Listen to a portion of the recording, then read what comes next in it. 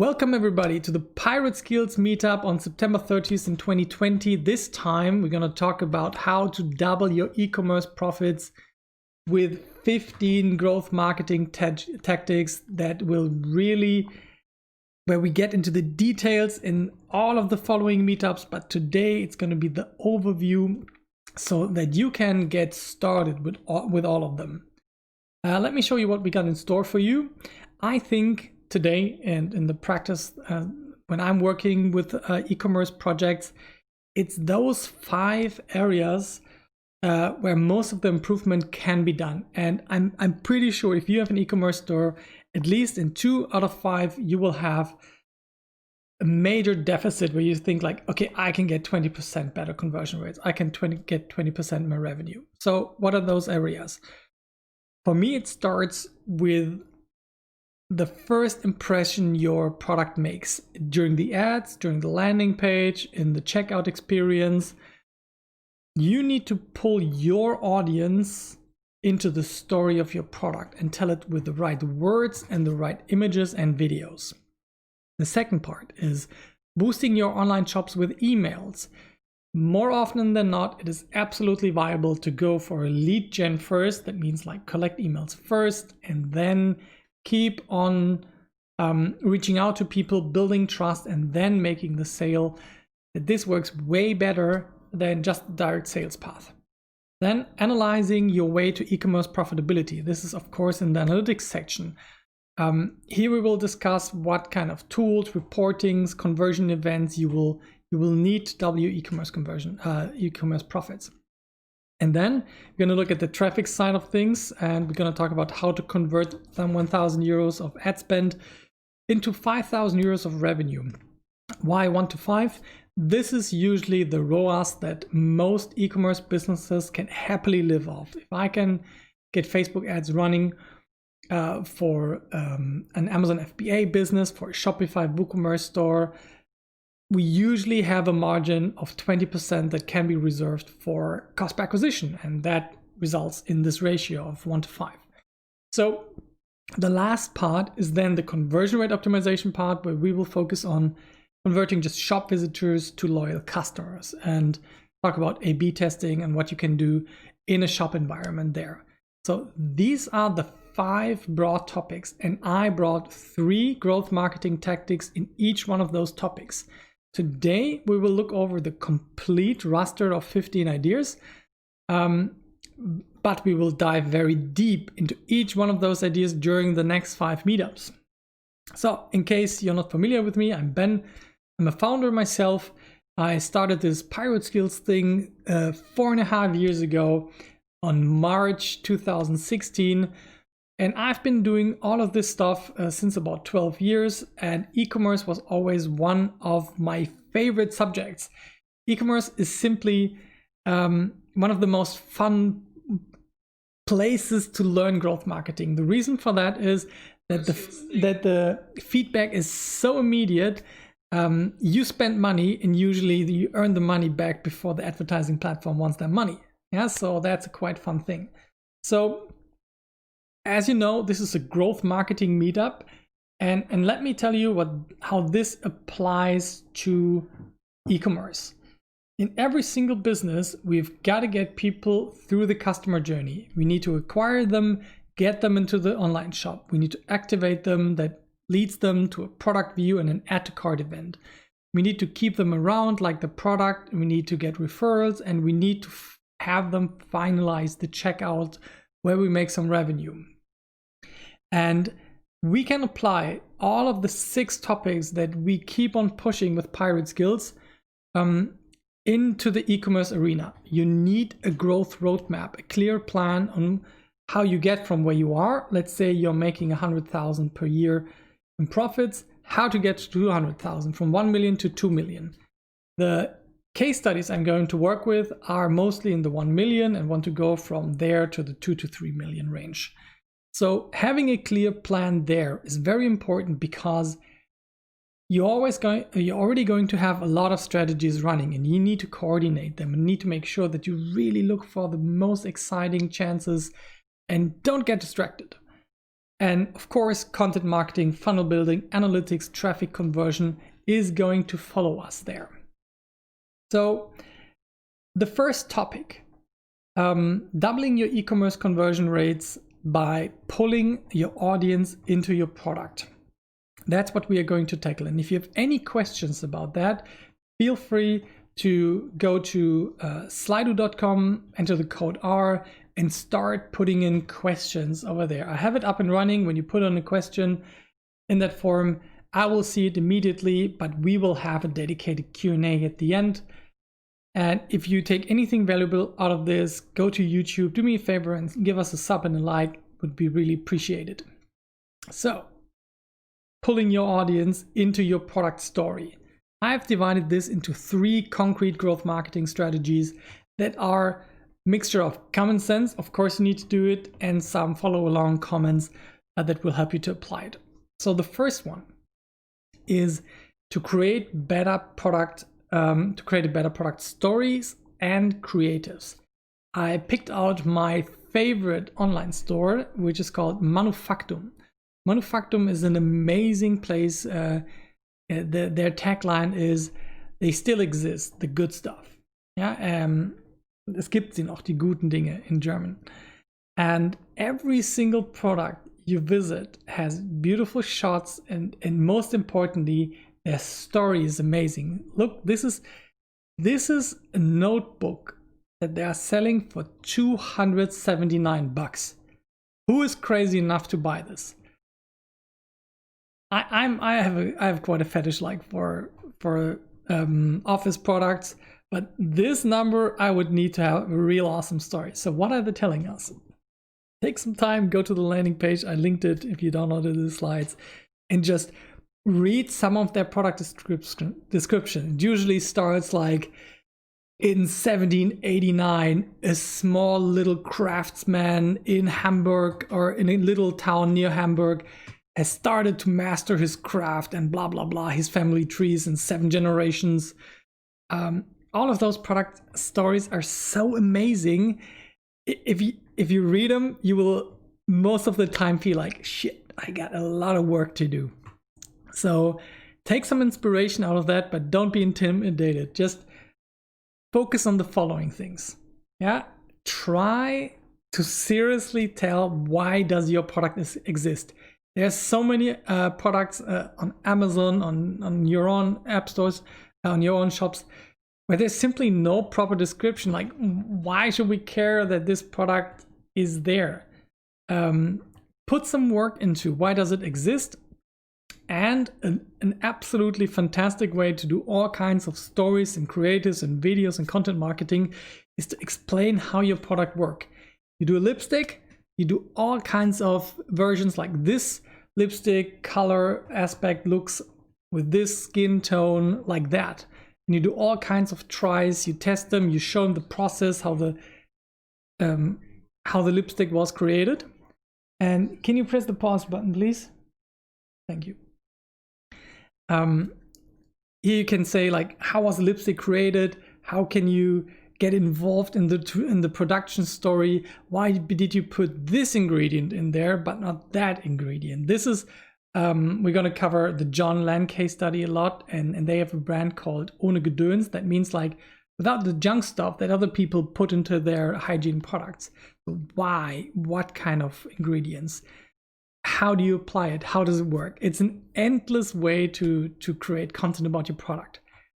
And then, in my opinion, when I observe those super slick product ads, they just don't work as good as the founder or a person who is sharing their experience with the product. Being personal and authentic works so much better today than being this completely over-polished Nivea production that nobody can relate to anyways. So try to go personal and try to embrace video. It's 2020, and video, like you're watching here right now, that's the format that we are going for. Of course you can do beautiful product shots, but give videos a chance. If you set up a studio, as I explained in one of the previous videos about how to create video content faster, you will see that it's not that tough to produce more. I have a dedicated space where I just hit a button, it records, everything is set up and running. It takes me maybe 3 to 5 minutes to set everything up. A live stream now, I was a bit on time pressure, and we got everything set up in 30 minutes and we are running and rolling. And I haven't slept that much tonight. So, and then you can use ads to verify that those creatives are actually better. Just because you now start using storytelling doesn't mean it's good already. Yeah, so you put it out there, you put it into ads where you are in control, where you can really decide, I want to see this, I want to show this to this audience, and if people react strangely to it, then you can take it offline. Yeah, so use ads for speedy experiments to validate what kind of creative are working better for you, and try a shit ton of creatives. Like, try 3 very different pictures, 3 different videos, 3 very text-driven ads, and see what your audience likes. And it is completely different for every single audience. It's so surprising for me. So those are just very practical tips, I hope, that will apply you to create a better product story and better creatives. The second point is to align your complete content creation with your product.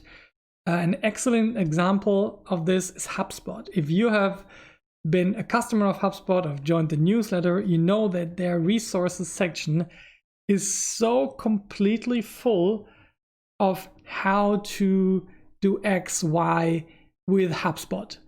They are so free and open with sharing knowledge and content that I've been a newsletter subscriber for years just to see their awesome content marketing and to learn from them.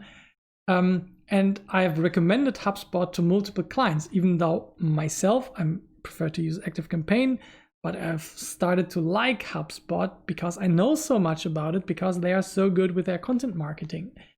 And here they even have a certification and academy area for their product. So how could you apply this to your thing? How can you create content that is completely aligned with your product, and that you do need to do anyways? Let me show you my little list. I think every single product in your shop deserves awesome pictures, some videos, greatly written descriptions in short and long form, a how-to guide, some slides that explain it in a presentational format, articles that accompany the context of the product, interviews with people using that. Those could be influencers, those could be experts, those could be customer success stories. This is what you need to do today.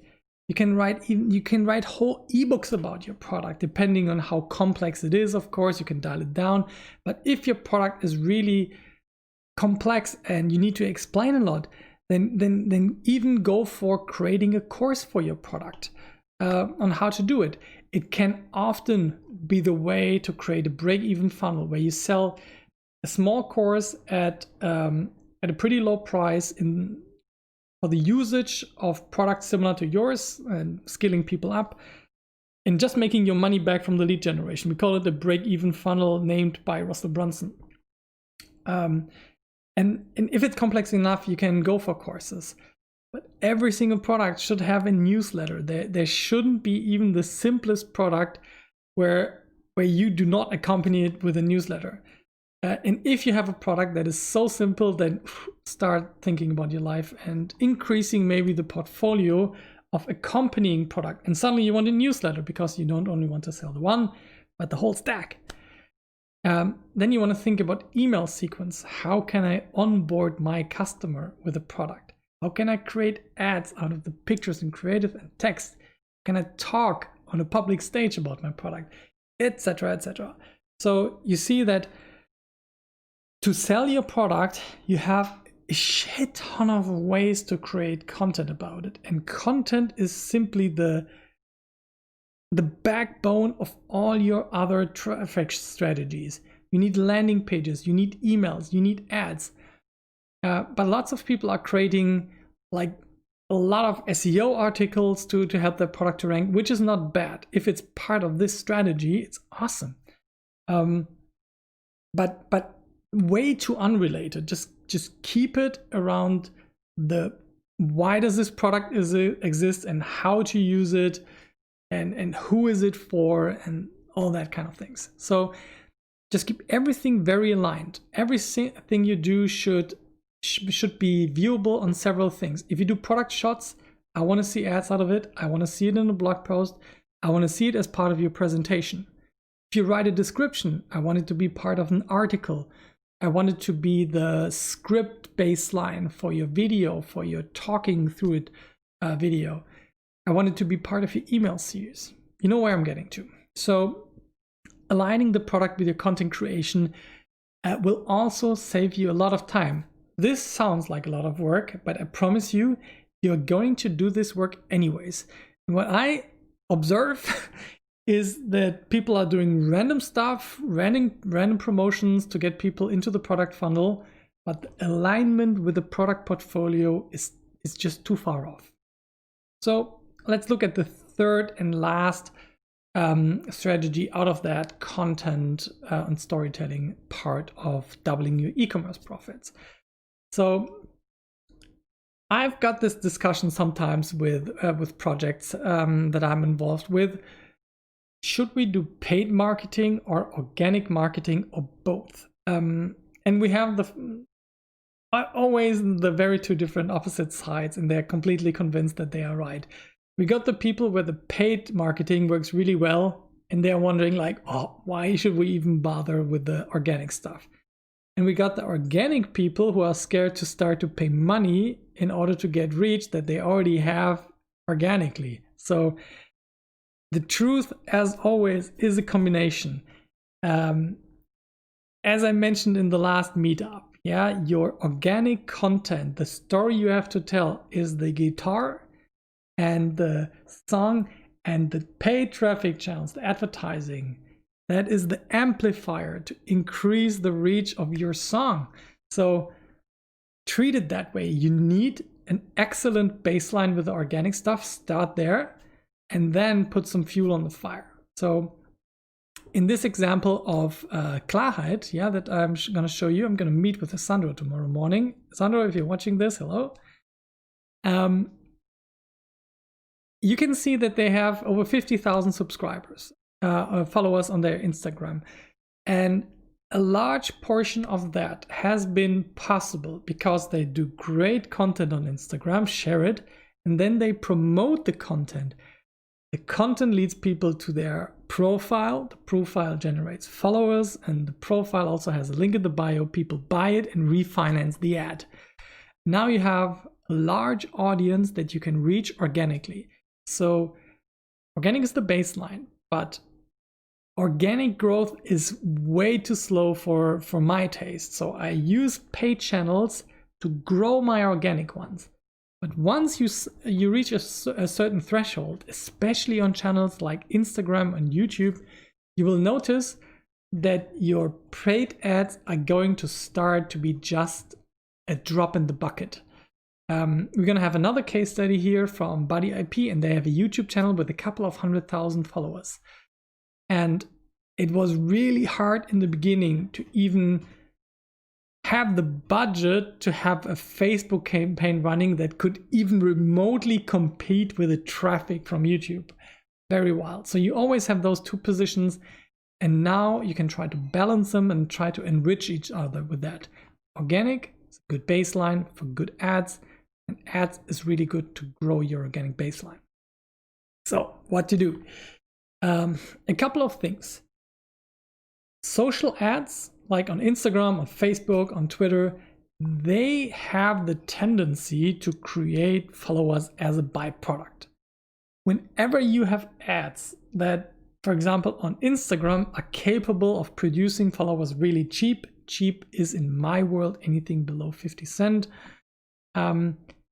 you just go for it and scale that campaign up and just increase the amounts of followers. As long as it's profitable, you will have such a long-term benefit in terms of credibility, organic traffic, and overall better conversion rates on your organic channels if you have a significant following. I've done that in several projects. I've explained it in very much detail in the Make Instagram Ads Profitable Again meetup. And you will love this once it's working. It's not working for everybody because you need kind of a cool product for this to work. But B2C e-commerce is usually way cooler than most of the B2B stuff we have been talking about in the past 3 months. So the next one, lead generation can be much cooler than direct sales. Imagine the following scenario. You are you're having ads on Facebook and Instagram and LinkedIn, and you drive them to your online shop, and people are buying, and you have a cost per acquisition of 10 euro.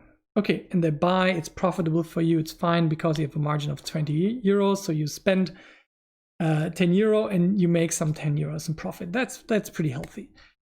But what if I could tell you that you could also generate for 10 euros 5 subscriber and a buyer?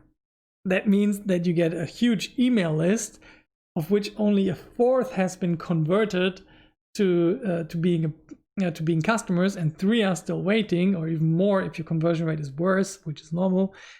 And then you can start having this extremely sustainable traffic channel, the email list that belongs to you, that nobody can take away.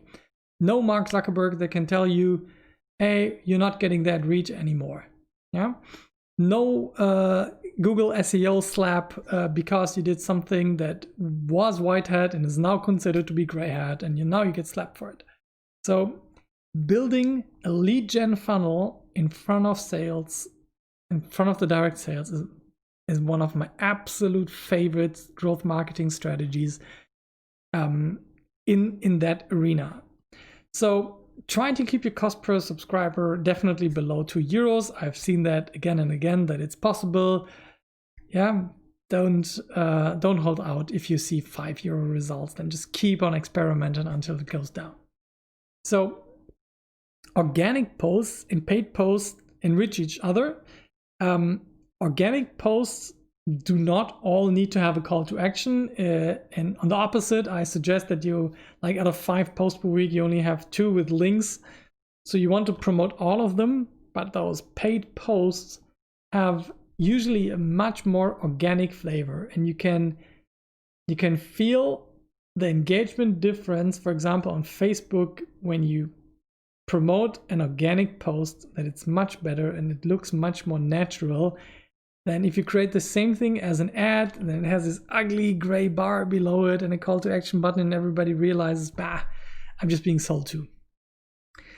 Another great example where organic and paid can be really nice together is SEM and SEO. So SEM is search engine marketing, paying for a good placement. If somebody searches for growth marketing, I want to be up there. So I can either pay for it and have an ad up there on Google, or I can do a lot of SEO work and I can rank there on number 1, 2, 3, whatever.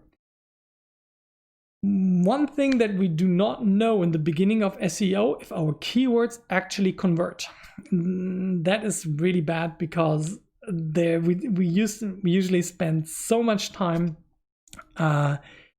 in creating content and optimizing for SEO, and if we don't know that the keyword converts at the end, then it's really a big lost waste of time. But in the SEM world, we can already test it. We can see if we pay ads for the same keywords that we want to rank for, will people convert? Because if they don't convert there, they will not convert from your SEO rankings either. Yeah, it's always nice to get quote unquote free traffic in SEO, but there's no such thing as free traffic. You have spent so much time and effort to build that SEO strategy, and you could have invested that time otherwise.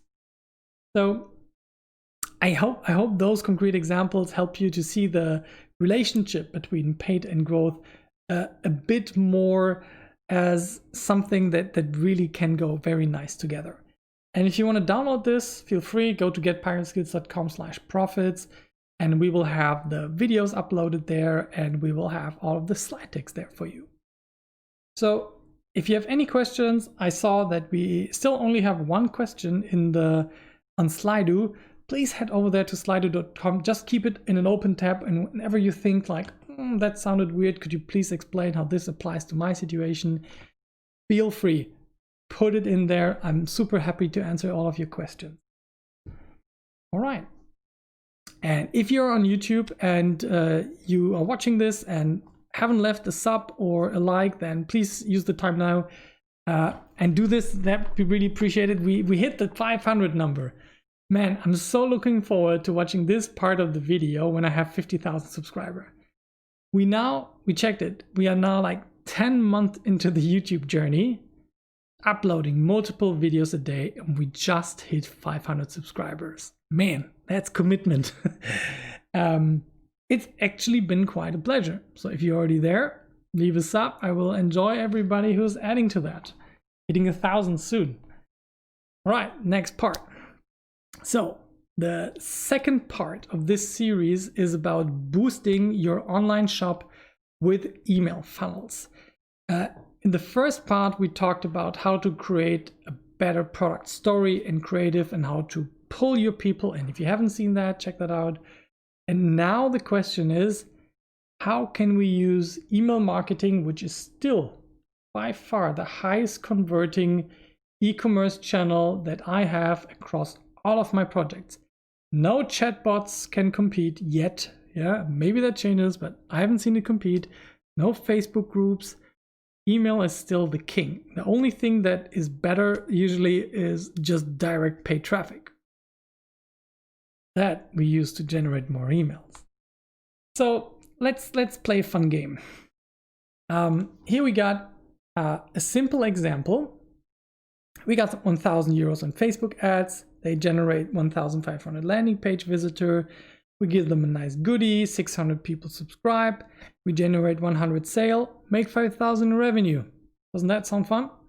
So this is maybe overly simplified, but it is nothing, I think, in e-commerce is as worthwhile as trying to crack this exact nut. I've done it a couple of times now, and it's such a joy to see the teams who are building this super sustainable traffic channel with their email newsletter that is growing and growing and growing while making profits. So let me show you an example.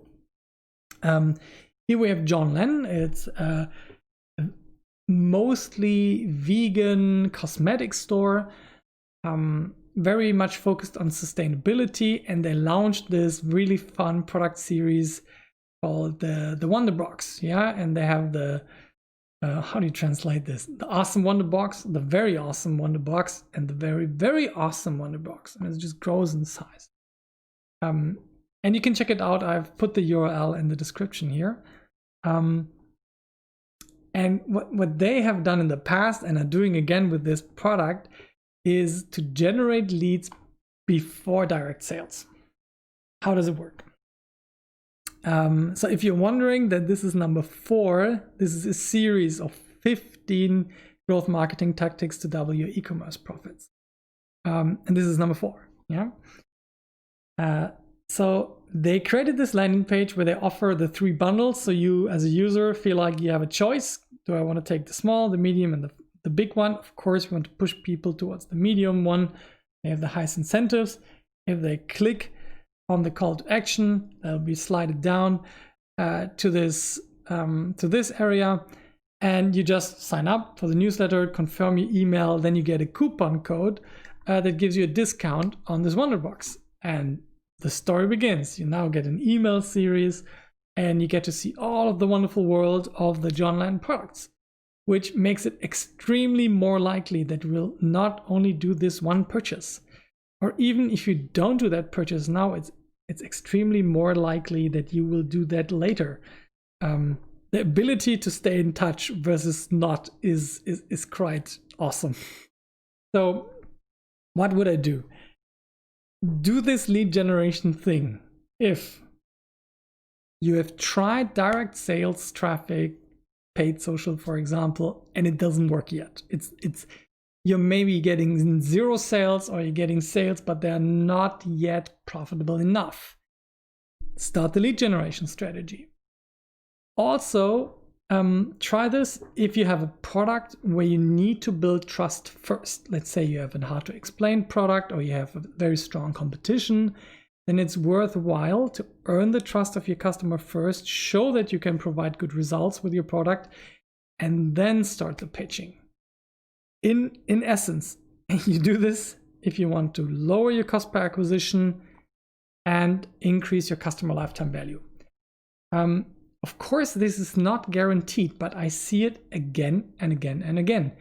So why should this lead to a lower cost per acquisition? So first of all, the commitment to give you my email address and to subscribe to your newsletter is way lower than to buy a product. So I get for the same amount, I sell a product, I get way more newsletters. And now I'm allowed to stay in touch with you. And that has a very high chance because you opted into a very product relevant newsletter that you're going to be a customer at some point. You sometimes have to be a bit more patient, and it's not often as easily trackable that the people who came from this campaign source now are in the email and 6 weeks later bought the product. That's way harder to track than direct e-commerce conversions, of course. So that can be a disadvantage of this strategy, but usually in the long term, it results into lower cost per acquisitions. And why does it result in higher customer lifetime value? Easy. It's the chance to get in touch again and again and again. Imagine you don't buy right now. I have a chance to build trust and sell. Then if you bought, I can ask you for your feedback. I can ask for a review on Amazon, which pushes my rankings again. You can give them onboarding for a bit more complex products. You can ask for referrals to a friend. You can have a giveaway if you have a product that is, for example, consumed multiple times, like a nutrition product, as in our body case study, body IP case study. Then you want to remind people to buy new stuff, new protein powder, for example, every other month, depending on how much they already bought and how much they seem to be consuming in the past.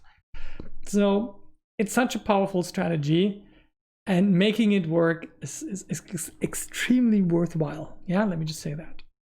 All right, so how would you continue with that? Capturing leads is only the first step.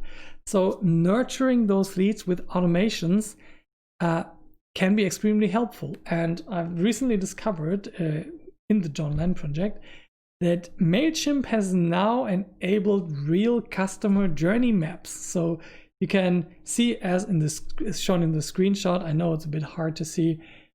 You can see that you have it in ActiveCampaign, like you have it in ConvertKit and HubSpot, that you have this visualization of the customer journey, and you can take events like e-commerce events and take this as a trigger, for example, to stop or to start other sequences. Quite fun. So what you want to do in nurturing is to first of all give, ask, and repeat. And I'm serious, like repeat, do not stop. Why should you? You had a chance, like you gave value 3 times and then you made a pitch. You maybe had a subtle pitch in the other ones as well, but it was very secondary. And now you don't pitch anymore and people don't buy. So what's the worst thing that you can happen if you repeat? You provide more value, you do pitch again, provide more value, pitch again. At some point, yes, if they did not open the last 12 emails, that might be a good KPI to kick them off your list. But otherwise, if they stay engaged, if they open, if they sometimes click, trust in the process, they will convert over time or refer friends to you. So the next opportunity that you have, if you do this, is to segment your list. For the most important segmentation, people who have bought your product, people who have not yet bought your product or any of your products. You want to be able to segment in the B2C area. You want to be able to segment purchases from non-purchasers, obviously. In the B2B area, when you, for example, have other distributors, you want to be able to inform them about new product launches so they can put that into their shops, offline shops, online shops, whatever. But let's focus on the B2C side. Segmenting people. by active, high volume customers, people who have made a certain amount of revenue for you already that you want to send a gift to or give a bigger discount. This is where segmentation comes into the play, and you can do this with a lot of tools. MailChimp is one. I'm going to show you another one in a second. So what you can also do is see if you can trigger people personalized based on their behavior. Let's say you have a newsletter subscriber and they start surfing your website. And of course you have the tracking pixel from your CRM installed in your website, and it recognizes that user. But the user doesn't buy, but you saw that he was surfing on that other product that he hadn't bought yet. Why not send an email? Hey dude, you seem to be interested in this other product. Why don't you get this nice discount or just buy it right now? This is personalized based on behavior. Other factors on when to do it. You can send birthday emails. You can send anniversary stuff, name day, any special holiday season triggers that can work for you. and this is all part of the nurturing process. So what you want to get is get more audiences, visitors, sales, repeat sales through this nurturing process. And why do I say audiences? If you have consent, you can use that audience of subscribers to create a lookalike audience on Facebook, on Google, on LinkedIn. Yeah, and then you get people that are similar to the people who have subscribed to your newsletter. And that is a pretty good base audience to start stuff like that from. You get more traffic to your website. That means more visitors that you can retarget. You have a higher chance of sales and of repeat sales. But let's talk about repeat sales in the next part. So the sixth strategy, tonight is after sales email sequences. Here I show you an after sales sequence example from Klaviyo. It's a very e-commerce focused email provider. It's a competitor to MailChimp. In the past, MailChimp just didn't have good e-commerce capabilities, so Klaviyo stepped in and did a lot of that. So check them out, just make a comparison and see what's good for you. And what you do is essentially the same as before. You want to give, ask. You want to segment the people by what they purchased, what kind of stuff they're interested in, and keep on triggering them. But this time you also want to go for referrals, for reviews, for upsells. That's the kind of stuff you want to go for in this strategy, because you have nothing to lose. You got your customer. You can either send them emails or you cannot. What happens if you don't send them email? They can forget you. But if you send them email without being annoying, of course, you have another chance and another chance and another chance. So keep that, and I hope this is valuable to you. And if you like this, I would really love you to sub to this YouTube channel that think the 500 subscribers. All right, that sums it up. We pulled our audience into our product story. We now boosted it with your online shop with emails, and we are ready for the next part of this journey, analyzing your way to e-commerce profitability. If that sounds a bit confusing, or if you have any questions, head over to slido.com, enter the code R, and ask your questions and upvote the questions that you can already see there. I'm super disappointed by how few questions there are. This is unacceptable. So go over there and be friendly and ask your questions. If you're too shy for slido.com, of course, be more cozy, go to Discord, join us there, chat with us also during the time when the events are not up and running. So now on to the third part of this series about doubling your e-commerce profits. This time we're going to talk about analyzing your way to e-commerce profitability. One of the most common sayings I keep on repeating out of the Pirate Skills world is treasure often lies one step deeper in the funnel. But how will you know if you don't have proper analytics setups? So the first thing I usually do is I start to improve my conversion tracking. This is an example. For example, I anonymized it a little bit and changed the numbers. From a real e-commerce store on Facebook analytics. Here you can see how many people were on your website, what the revenue was, what the average shopping cart is, how active they are on which time of the day, what products are being sold, which campaigns they came from. It's very powerful what we can do, but what we need to do is install our conversion tracking properly. So let me give you just a list of things and tools that I think in e-commerce, they're just mandatory to track. So track the visitors, everybody on your website, separated by days. 1 day, 3 days, 7 days, 14 days, 30 days, 90 days, 180 days, 540 days where possible. So tracking those visitors separated by time frames gives you the ability to do nice and engaging retargeting campaigns. On day 1, they see that. Day 2 to 3, they see something else. On day 4 to 7, they see something else again. That is not as boring as just keep on being tracked by the same ad. Then what you want to do is track people who have visited your product view, because there is already so much difference in quality of traffic between people who just landed on your website somewhere, let's say on an article, and people who actually made it to a product detail page. Then next step is add to cart, initiate a checkout, how many purchases. You should be able to figure out what the cost per purchase is and how much value you made per purchase in terms of revenue. And then you want to be able to calculate the ROAS, the return of advertising spend. That is how much value you got out of your costs. Yeah, so value divided by costs, usually expressed like in percentages. Yeah, so a ROAS of 200% means you put in €1, you get 2 out. Fun game.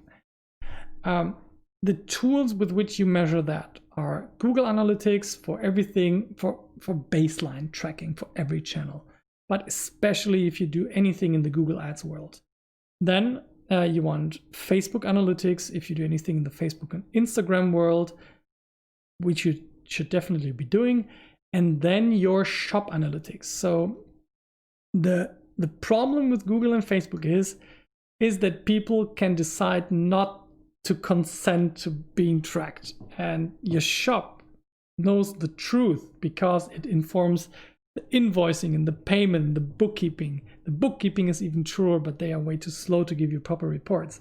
So your shop analytics, I treat it as my source of truth. And I try to make Google and Facebook analytics like 80% close to this truth. All right, so this is the baseline. Of course, you can have a shit ton of fun with all other tracking suits, but this is a very good start.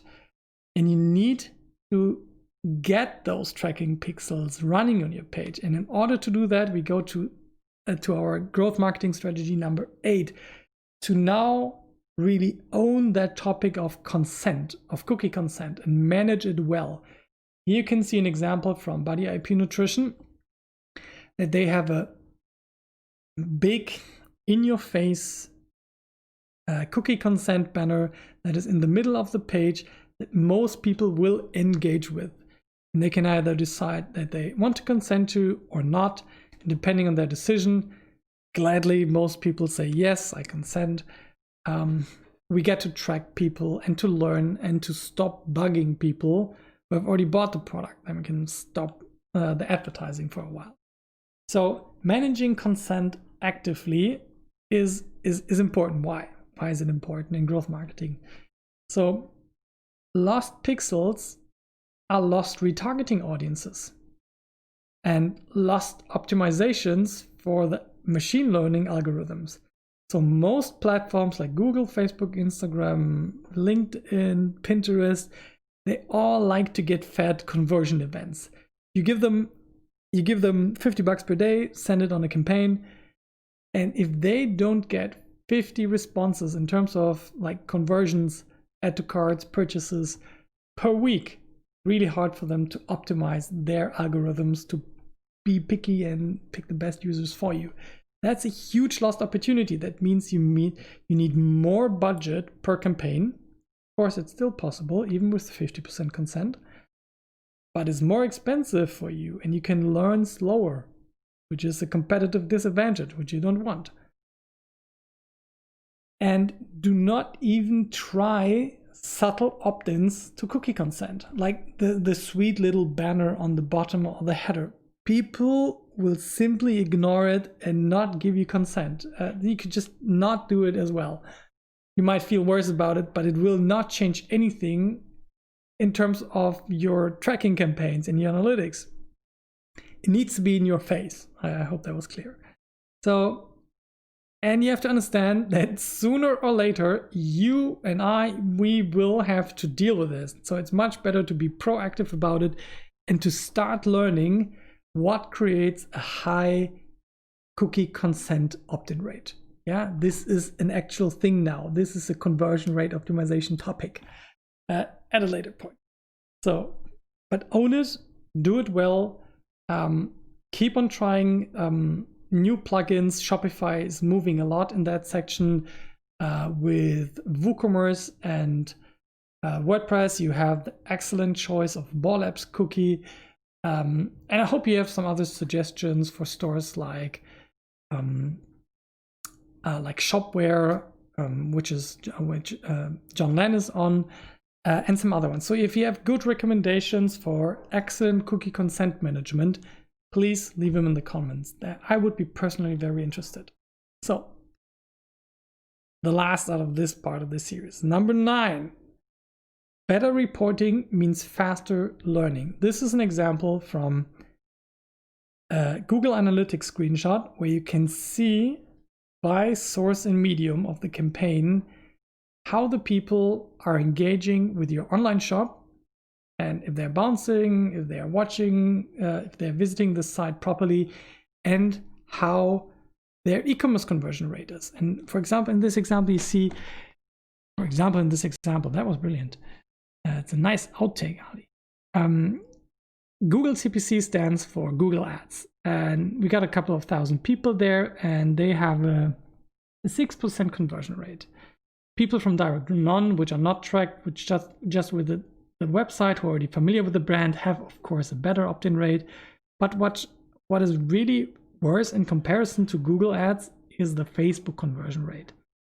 Thank God the clicks are cheaper, so you can see the difference. Not only like, oh yeah, I spent $1,000 and I made 5K. That is completely, yeah, if that happens to you, good luck. But it usually not start there. You need to see, oh, this channel is working, and not only this channel. You need to understand it based on the campaign, the ad set, the ads. So what would I recommend to you? How to create better reporting. Do not be content with just clicking cost per clicks and click-through rate numbers in your advertising suite. That is not 2020, and that is not growth marketing. The only thing that is more important than tracking ROAS is profits, at least for us bootstrap startups. Profits all trump everything. You can have a bad ROAS as long as it's profitable. You can still say, yeah, but at least I got some free reach. But ROAS, having a healthy ROAS turns you into a more sustainable business. But more profits at the end of the day gives you more opportunity to reorder more products, to reach a broader audience, to hire more people that support you, and to deliver a better customer experience. So you need to be able to track those guys.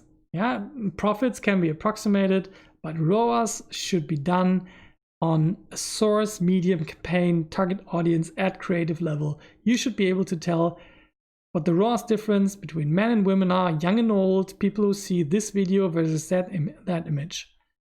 And that is all being done for you by most of the ads manager that you use every day, like Facebook ads. The whole Facebook Business Manager suite is excellent at this. Google Ads, Google Analytics, Pinterest, they all do it for you. So take time and do that. And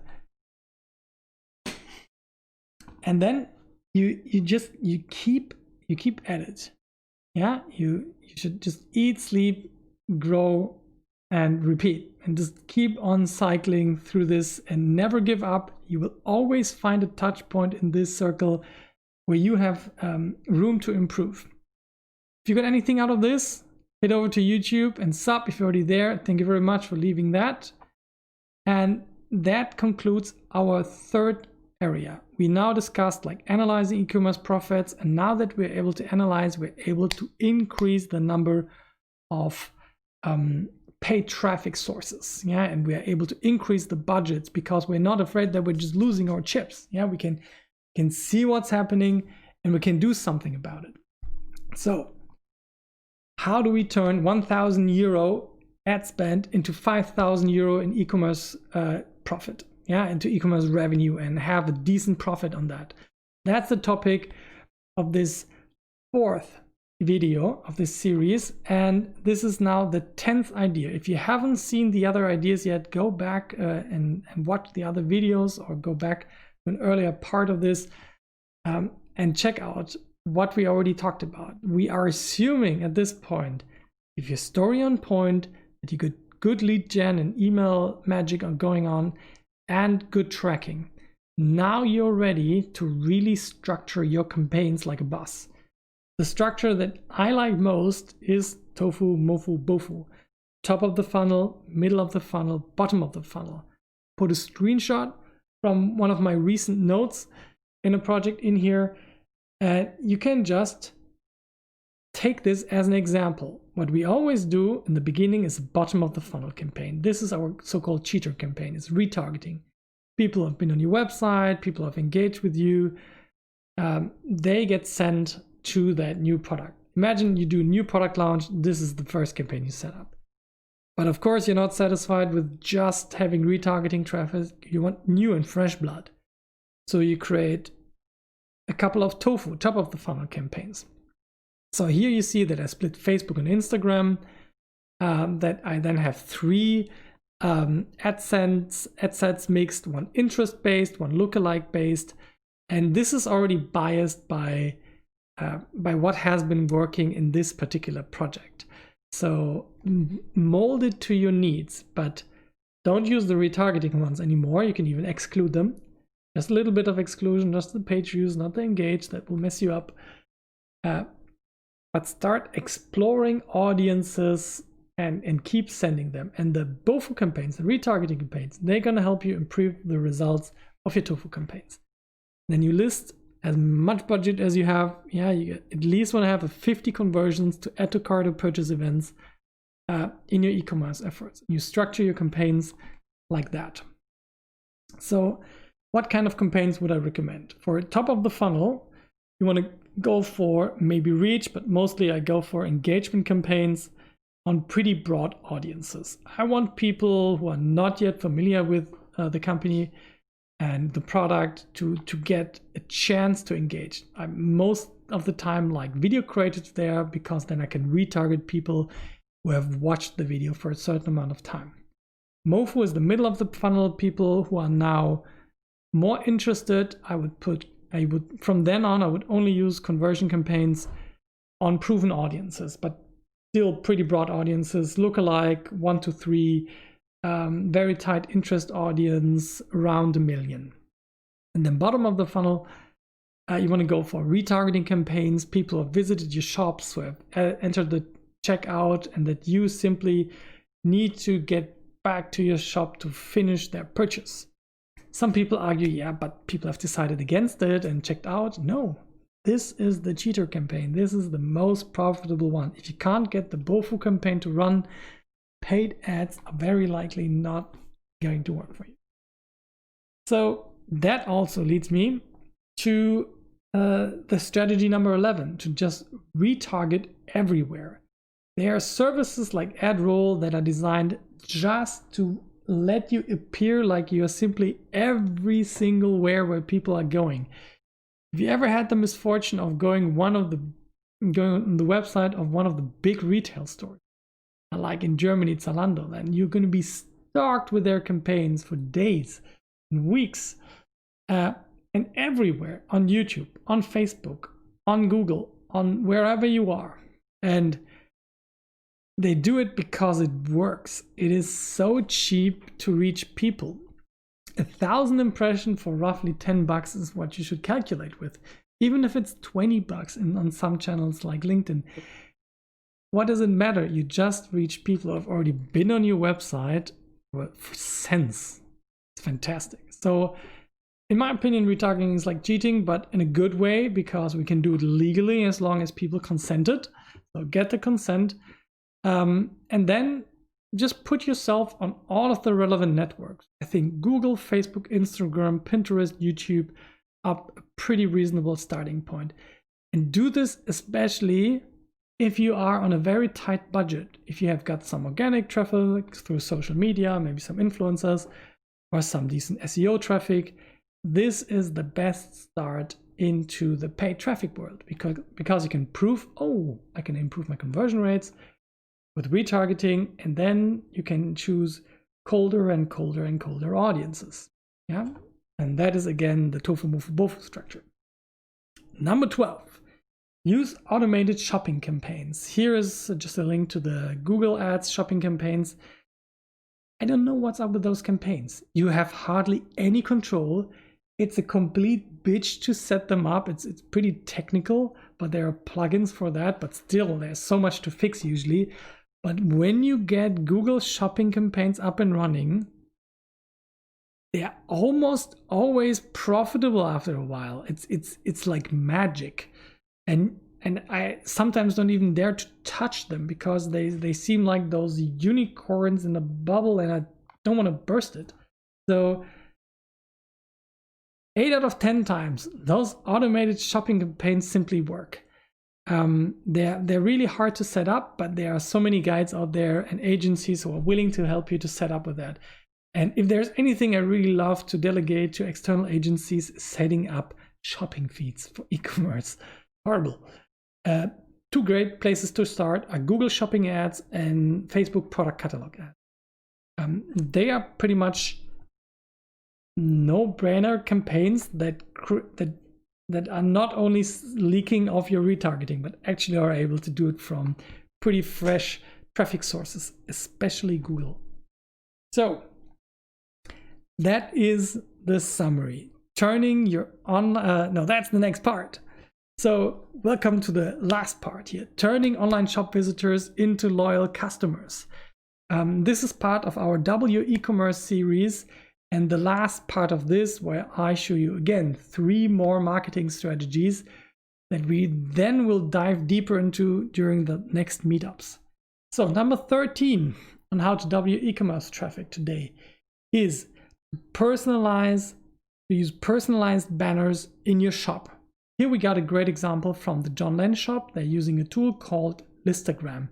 They have this amazing wheel of fortune, and it pops up with user exit intent, sometimes after behavioral triggers, and people get a chance to win something. But since it's not just a boring here, sign up, you get a 10% discount code, this is fun and engaging, and it gives you chances to test multiple different rewards and see what people are willing to cheat for, because people will put in fake emails to bring it again and again.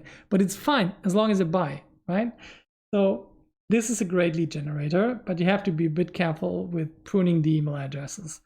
But it works, it very much works. So what should you do in terms of personalized banners? Evil pop-ups. They sadly work really well. Evil pop-ups are like if you get this big pop-up on the screen interrupting your shopping experience, telling you sign up now, get a 10% discount. Let me just tell you, I didn't want to do them. If they would not work, I would stop using them, but I've given up. People just react to them too well. Then engagement tools have evolved. I showed you the Wheel of Fortune.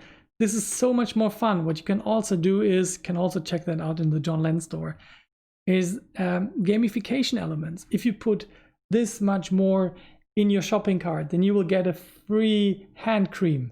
If you do that much more, you get this kind of points. Engagement tools in the shopping world have evolved so much, and you should really take a look. And it's, again, very rewarding because you install it once and then they start running.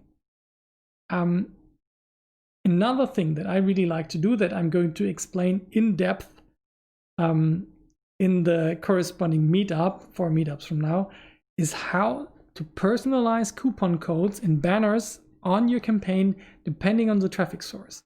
Imagine you have an Instagram campaign and little Kati sends 10,000 people to your website through their magic swipe up stories. What if your shop would say, hey, welcome, fan of little Kati. We got a special offer for people who came this way.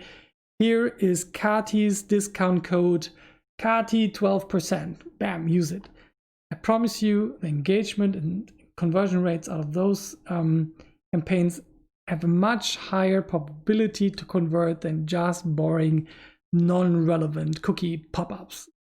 So you can use Google Optimize for that kind of stuff. You can use SumoMe and all kinds of tools that can help you there. I like to use Optimize wherever I can, but all kinds of tools will do the job. Number 14, optimize your checkout experience. I love the Shopify checkout experience, and I'm just building a WooCommerce store for myself for Pirate Skills. I'm going to build it after this example. Yeah, just look at this clean checkout from Klarheit, one of our case studies. You have perfect payment options, Google Pay, PayPal, Amazon Pay. You can avoid all of that if you don't like it. Have simple, well-formatted fields, no junk, clear and understandable discount code box. And in mobile, the experience is almost even better than on desktop. And I really appreciate Shopify putting so much effort into doing that. So what have I learned from this shopping experience? And of course, there are a gazillion tips out there how to optimize your checkout. Let me give you 5 that really have shown progress again and again. So optimize like there is no doorstep. Just optimize for mobile first, and your desktop layout will look better. If it's usable on mobile, definitely usable on desktop, but not the other way around. The biggest reason why people drop off in checkout because they suddenly discover hidden costs like shipping fees or minimum order quantities. Try to provide this upfront, and you will see that the checkout abandonment will decrease dramatically. And do not force people, I forgot a C and an E, do not force people to create accounts. If they want to create an account, fine, that's a good thing. But shopping and checkouts that force people to add accounts can very quickly increase their conversion rates by just deactivating this super annoying feature. You might have thought this is a good idea. It's not in most cases. Then use trusted payment options. It's another statistically proven thing that if people do not trust into putting their credit card number into your shop, they will avoid it like a plague. In Germany, it's even worse because Germans really like what's called the SEPA-Lastschriftmandat, one of my favorite German words. And you actually put in your debit account number, and Germans think it's more safe than credit cards. It's quite fun. But they love it and they do it, but they really like it when it looks trustable. For example, through the PayPal Plus experience. And put up some exit intents in the exit. What do you have to lose? If somebody wants to leave while they are on the checkout, they have gone so far, just give them a little nudge. You don't have to discount everything, but just ask them like, why are you leaving? Contact the support. Or, hey, looks like you want to leave. That's a really bad idea because you miss out on this wonderful product. Last tip for doubling your e-commerce conversion rate is to introduce A/B testing to your shop. I know a lot of shop systems are not that friendly towards A/B testing, but it's hard for me to understand why they make it not part of the integral shop system. If I would be building a shop system, there would be nothing else but A/B test opportunities. Optimizing the checkout, but you need to pay Shopify a huge commission fee to get even the option to do anything customizable in the backend. But there are ways how to use Google Optimize in the Shopify checkout. I put the link in the description here on this under this picture. So why is A/B testing so relevant? Just imagine you get like a 5% stronger add to cart rate, or 5% higher rate of people who have entered the checkout and who put in the payment information through just making it prettier or whatever, or offering better options. This is simply 5% more money for the rest of time. It's so crazy, and this is why e-commerce is such a fun playground. The reward is so immediate and measurable in monies, and not weird retention rate numbers that change in large cohorts. So in order to do any kind of conversion rate optimization, you need to be able to put yourself in the position to do smart experiments in A/B testing tools. Let it be Google Analytics or Google Optimize or some integrated plugin. It doesn't matter. Just use it. Being unable to set up experiments quickly will just stop you from doing it at all. If it's not easy, you won't do it as frequently as you would otherwise. Personally, I'm a fan of Google Optimize, yeah, but you use whatever tickles your fancy. So that's it. Those are 15 growth marketing strategies that hopefully will help you to double your e-commerce conversion rate. Please share your results with me. I'm very curious in the Discord, in the comments. Over time, let me know through email. Try this stuff, bang against it, let's improve it together. Give me your feedback, and we will keep on updating this list. All right, that's it for the main part today. Let's dive into the Q&A. So here's the e-commerce Q&A. We usually kick this off with a little round of feedback. So if you are not already on slido.com, please head over and do me a favor, answer this small question. How likely would you recommend this event to a friend or colleague? Let me start that poll. You should now be switching. It looks something like this. And now we can see real-time results coming in. Was this helpful for you? Would you recommend it on a scale from 1, really bad, to 10? That was pretty awesome. You got 110 coming in. Thank you very much. Keep giving us open and honest feedback. I will switch pretty soon to the questions, but let's just keep a couple of numbers coming in here, so you can see that this is real time and we are not hiding any bad reviews. Yeah. So thank you very much for your feedback already, and let me start to take a look at the question. You can always go back to this part and ask questions. So the post and keep on voting on that. Yeah, so feel free to do this over time. So let me go back to the Q&A. Here we go. So we got 3 questions. That's going to be a short one. So you mentioned that Shopify is optimizing the cookie consent for higher conversions. Did I? Can you please give us some more insights here? So I do not remember saying that. You mentioned that Shopify is optimizing the cookie consent for higher conversions. No, we need to be the guys who optimize our cookie consent button for higher conversions. You need to try different plugin tools, plugins that offer you a pop-up experience for cookie consent. And what you should do for yourself is to measure the decisions. How many people said yes and no? And a tool like Borlabs Cookie for WooCommerce does that in the dashboard. But I saw some good ones. Try to look at the cookie consent banner on Shopify from the Body IP Nutrition store. This is the one I like best, and it even worked in the checkout. Usually it didn't work really well in the checkout. But that one works pretty well right now, so check it out over there. Now we have to be responsible to tackle that. All right. Toby from metafox.eu is asking, what if my margin is too small to run Google Ads profitably?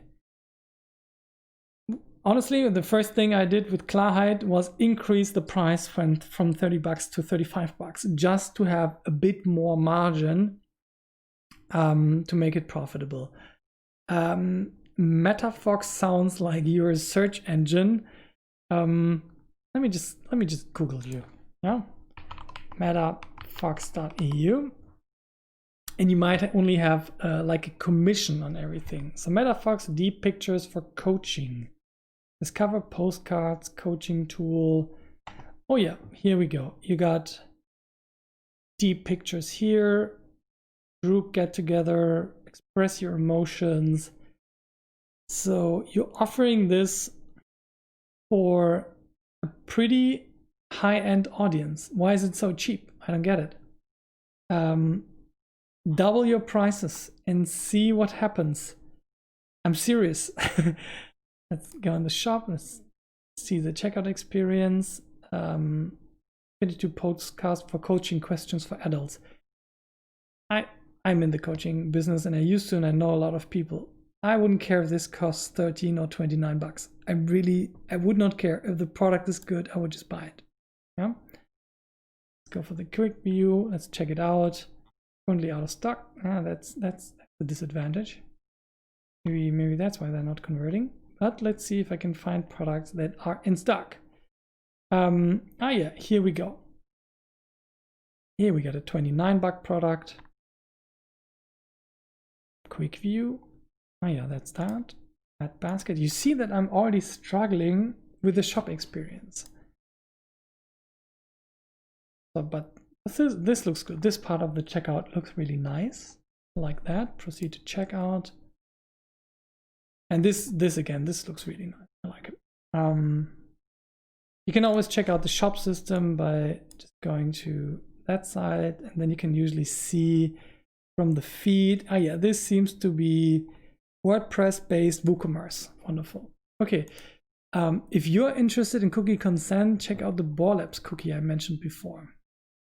So if your margin is not high enough for a product like yours, I would seriously consider increasing the price to whatever you need to create a margin, to have that margin. You can still sell it at a lower price to people who really need that product and cannot afford it at a higher price. But for that audience, geez, just raise it. Like with Clyde, it was so weird. We just increased the price by €5 and nothing changed. The e-commerce conversion rate was exactly the same. So fun. All right. How can you apply this?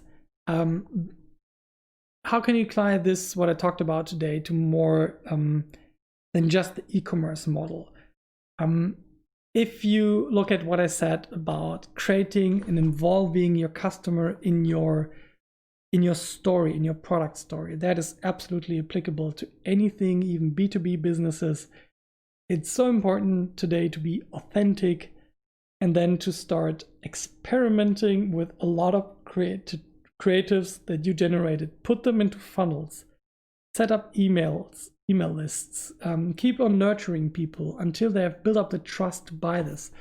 And I don't think this is limited to e-commerce. E-commerce is just such a fun playground where you can do it very quickly and make it work within a couple of weeks. And if you can't make it work in a couple of weeks, it's a pretty strong signal that yes, maybe the margin is indeed too small. All right, that was the last question. Guys, thank you very much for providing those questions. You're very much invited to join me during the next meetup in 2 weeks. We have now a focus on the first 3 strategies I showed you today in the first video. Pulling your audience into your product story. This is the organic part, the storytelling and the organic social experience. How can we create ads and in general, like products listings that just are enticing and juicy, like everything you see in the Manufactum catalog. If that sounds cool to you, then go to getpirateskills.com/product-story. This is again going to be very B2C e-commerce-y. And if you have a friend who has not seen this yet, please refer him over here. If you want to dive deeper into this whole matrix, we got the growth marketing workshops lined up for you. Check them out at growth.pirateskills.com and just chat with us in the Discord community. Ask your questions there. We will hang out usually a little bit after the stream. And the YouTube channel has become this huge resource. We have been uploading the past 10 months like crazy. And we would really appreciate if you would hit the sub button and leave a like on one of the videos. That concludes today's meetup about doubling your e-commerce profits. Guys, I thank you very much for joining me. It was a pleasure. See you the next time. Bye-bye.